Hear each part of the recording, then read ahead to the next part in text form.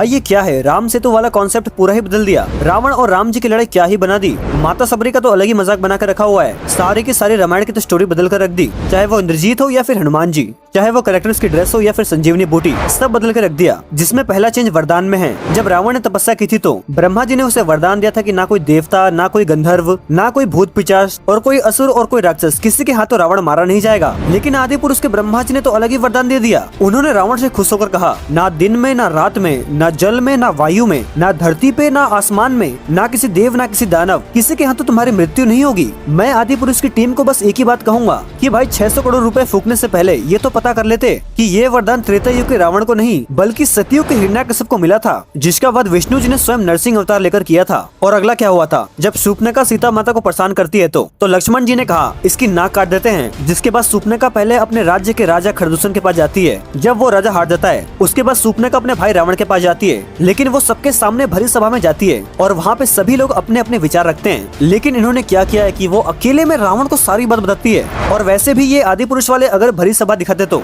सभा में बोलने वाले कौन होते, वो रॉन्गटन मूवी के राक्षस जिन्हें बोलना तक नहीं आ रहा था। अगला बदलाव सुनने से पहले ये देखो, ये है मारीच जो पहले राक्षस हुआ करता था, परंतु वो सारे बुरे कर्म छोड़कर वो सन्यासी बन गया। इसी वजह से मारीच का जो रूप है वो काफी अच्छा दिखाया गया है। और मैं आपको बता दूं कि ये वही मारीच है जिसने सोने के हिरण का रूप लिया था। रामायण के अंदर ये मारीच को देख लिया, अब इस मारीच को देखो, सारा का सारा मूड ही खराब कर दिया। उसके बाद क्या हुआ था, रावण आया था साधु के भेष में जो सीता माता को बाहर बुलाने की कोशिश करता है। हाँ ये चीज तो उसमें भी ठीक है, पर सीता माता इतनी आसानी से लक्ष्मण रेखा से बाहर नहीं आती। जब रावण सीता माता को श्राप देने लगता है कि तुम्हारा पति जिस स्वर्ण मृग के पीछे पीछे भागता फिर रहा है वही स्वर्ण मृग तुम्हारे पति को मारने वाला है, इस श्राप को पूरा होने से पहले ही माता सीता डरकर रावण को रोक देती हैं और लक्ष्मण रेखा से बाहर आ जाती हैं। लेकिन आदि पुरुष वाले सीन में दो बात विवाद होता है, उसमें जानकी जी बाहर आ जाती हैं। अगला बदलाव ये है कि जब भगवान श्री राम स्वर्ण मृग को मार देते हैं तो उन्हें पता लगता है कि ये तो मायावी था, तो वो वापस लौट जाते हैं अपनी कुटिया में। लेकिन वहाँ पर उन्हें माता सीता नहीं मिलती हैं और न ही कुछ उन्हें समझ आता है कि क्या हुआ। लेकिन आदि पुरुष उसमें एक साइड तो रावण सीता माता को चमगादड़ पर लेकर जा रहा होता है और दूसरी तरफ राम जी और लक्ष्मण जी उसका पीछा कर रहे होते हैं। अगला बदलाव भी ठीक इसके बाद में ही है। जब रावण सीता माता को लेकर जा रहा होता है अपने पुष्प विमान में तो उनका पीछा जटायु जी करते हैं, लेकिन रावण उनके पंख काट देता है, जिसके बाद वो जमीन पर गिरकर राम नाम पुकार रहे होते हैं। वहीं भगवान श्री राम और लक्ष्मण जी सीता माता को ढूंढते हुए जटायु जी के पास पहुंच जाते हैं। तो जटायु जी उन्हें बताते हैं कि सीता माता को कौन लेकर गया है और किधर लेकर गया है।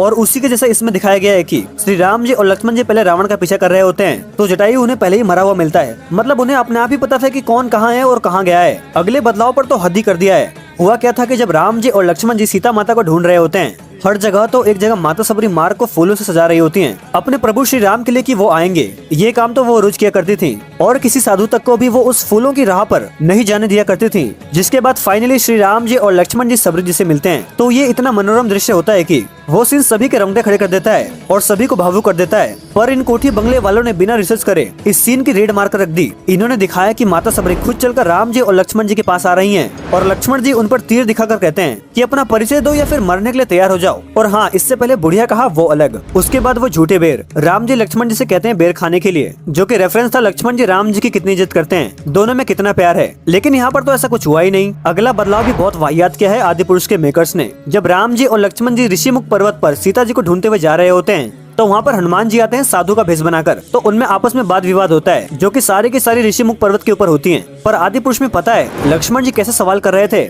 जैसे कि सोशल मीडिया पर सवाल आते हैं ना जिनका हमें कमेंट बॉक्स में जवाब देना होता है, वैसे प्रश्न कर रहे थे हनुमान जी से बताओ। इसके तुरंत बाद राम जी और हनुमान जी गले मिल जाते हैं, जबकि हनुमान जी पहले चरण स्पर्श करते हैं राम जी को। और अगला बदलाव उसमें बाली और सुग्रीव के युद्ध में रामायण में हुआ था कि पहले एक बार लड़ते हैं बाली और सुग्रीव, फिर अगले दिन दोबारा लड़ते हैं और उसी में राम जी बाली का वध कर देते हैं। ये नॉर्मल और सिंगल स्टोरी थी। लेकिन आदि पुरुष के मेकर्स को पता नहीं क्या चुल हुई कि इन्होंने एक ही युद्ध कराया, लेकिन उसमें भी बॉलीवुड वाले लॉजिक घुसा दिए। पता नहीं क्या था, वो पहाड़ गिर रहा है, वहाँ पर सुग्रीव सर को बचा रहे हैं और पीछे से बाली मारने को आ रहा है, वहीं पर बाली का वध हो जाता है राम जी के हाथों। पता ही नहीं क्या करना चाह रहे थे। अगला बदलाव भी बहुत ही बकवास है। जब हनुमान जी को बंदी बनाकर रावण के आगे लाया जाता है तो रावण भरी सभा में सबसे आगे बैठा होता है, जिस सभा में सभी मंत्री अपना अलग अलग फैसला सुनाते हैं। लेकिन आदि पुरुष में ना ही कुछ सभा और ना ही कुछ, और पता नहीं क्या इन्होंने वेल्डिंग की दुकान खोल रखी थी। आयरन मैन रावण को तो मजाक ही बना दिया। और भाई वो डायलॉग हनुमान जी का, कपड़ा तेरे बाप का, तेल तेरे बाप का, आग भी तेरे बाप की और जलेगी भी तेरे बाप की। मेरा मतलब कौन सा सस्ता नशा करके डायलॉग लिखा था।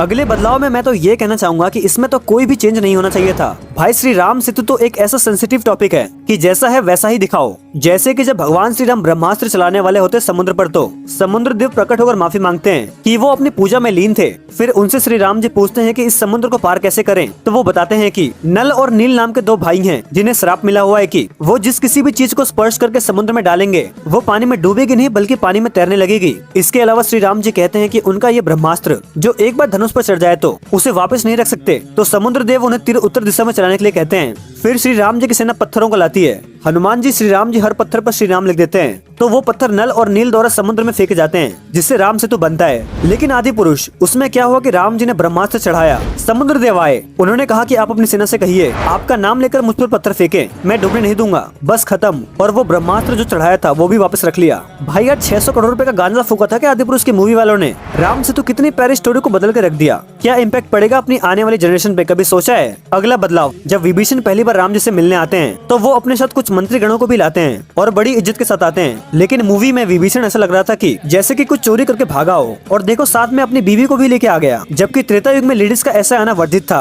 और ऊपर से विभीषण और उसकी बीवी आपस में बात तो ऐसे कर रहे थे रावण का सिंहासन लेने के लिए, जैसे अनुपमा में बरखा भाभी अनुज की प्रॉपर्टी ले रही हूँ। मतलब हद है यार। अगला बदलाव जब है जब एक फ्लैशबैक आता है जिसमें श्री राम जी अपने पिता दशरथ जी से बात कर रहे होते हैं। उस जगह क्या ही क्या भाई, इन्होंने श्री राम जी को जीसस बना के रख दिया। भाई वो सनातनी थे ना कि किसी आश्रम के कथावाचक। ड्रेसिंग सेंस को थोड़ा तो रख लेते या फिर कैरेक्टर को डिजाइन कर लेते। 600 करोड़ रुपए में से ये भी नहीं हो पाता क्या? और हाँ, वो क्या ही सीन था, सीता माता को रणभूमि में दिखाने वाला। मतलब कुछ भी दिखा रहे हो, कितना भद्दा मजाक था वो। उसे देखने के बाद कितना अजीब लग रहा था। अगला बदलाव तो क्या ही कहना भाई, 600 करोड़ रुपए का गांजा फूक दिया, पूछो ही मत। जब हनुमान जी संजीवनी लेने जाते हैं तो जैसे तैसे संजीवनी के पहाड़ तक पहुँचते हैं, तो वहाँ पहुँच के वो थोड़ा सा कंफ्यूज हो जाते हैं कि इनमें से कौन सी संजीवनी बूटी है, क्योंकि सारी की सारी एक जैसी दिख रही थी और उनके पास समय भी कम था, जिस वजह से वो पूरा का पूरा पहाड़ी लेकर चले जाते हैं। पर बीच रास्ते में श्री राम जी के भाई भरत जी उन्हें कोई मायावी राक्षस समझकर उन पर तीर मार देते हैं। पर लास्ट में वो जैसे तैसे पहुंच ही जाते हैं, जिसके बाद लक्ष्मण जी ठीक हो जाते हैं। जो वैद्य होता है वो हनुमान जी से कहता है कि इस पहाड़ को वापस रख के आना होगा, क्योंकि भविष्य में किसी को भी संजीवनी की जरूरत पड़ सकती है। पर भाई ये देखो आदि पुरुष में क्या किया, हनुमान जी आराम से गए संजीवनी बूटी लेने और बोले मन में कि संजीवनी की जरूरत तो सबको पड़ेगी, और सीधा पहाड़ लेके वापस आ गए। जिसके बाद संजीवनी लक्ष्मण जी को तो पिला ही, साथ में पूरी वानर सेना को भी पिला दी, और वो पहाड़ भी वहीं पर छोड़ दिया, उसे वापस भी नहीं रख कर आए। अगला बदलाव है उस छपरी फ्लैश का, जिसे इंद्रजीत बना दिया है। तो रियलिटी में ये हुआ था कि इंद्रजीत को वरदान मिला हुआ था कि जब भी वो अपनी कुल देवी निकुंभला की तांत्रिक यज्ञ करेगा तो उसे एक दिव्य रथ प्राप्त होगा, जिसके घोड़े मन की गति से चलेंगे। जब भी वो रथ पर सवार होगा तो उसे कोई नहीं हरा पाएगा और न ही कोई मार पाएगा। तो ये बात विभीषण जी ने राम जी और लक्ष्मण जी को बता दी थी। जिसके बाद इंद्रजीत यज्ञ कर रहा था तो उसके यज्ञ को भंग कर दिया था, और जिसके बाद लक्ष्मण जी उसका वध कर देते हैं। लेकिन पता है आदि पुरुष में क्या बताया है कि इंद्रजीत जब भी स्विमिंग पूल में होगा येलो कलर वाले में, तो उसकी शक्तियां काम नहीं करेंगे, जिसकी वजह से लक्ष्मण जी उसे पानी में ले जाकर उसे अंदर ही मार देते हैं। अगला चेंज वो था जो पुष्पक विमान था ना चमगादड़ जैसा, उसकी और हनुमान जी की फाइट होती है। मतलब एक चीज सोच के देखो, मूवी के मेकर्स ने कैसे सोचा होगा कि अगला सीन होगा हनुमान जी वर्सेस पुष्पक विमान, और हाँ लास्ट में एक और दूसरा पुष्पक विमान दिखाया था। क्या ही लॉजिक लगाया भाई। ये सब तो बेकार था कि कम से कम राम जी और रावण की लड़ाई भी तो सही से दिखा देते। जब श्री राम जी रावण को हरा नहीं पा रहे थे तो विभीषण ने बताया था कि इसकी नाभि में अमृत है, जिसके बाद श्री राम जी ने उसकी नाभि में ब्रह्मास्त्र चलाकर सारा अमृत सुखा दिया था, और रावण मरते मरते श्री राम नाम बोलकर गया था। लेकिन यहाँ तो अलग ही सीन हुआ है। राम जी ने अपने आप ही सोच लिया कि रावण के पेट में तीर मार दो, और रावण हंसते हंसते मर रहा था। वीडियो अच्छी लगी तो लाइक कर दीजिए और चैनल को सब्सक्राइब भी कर दीजिए।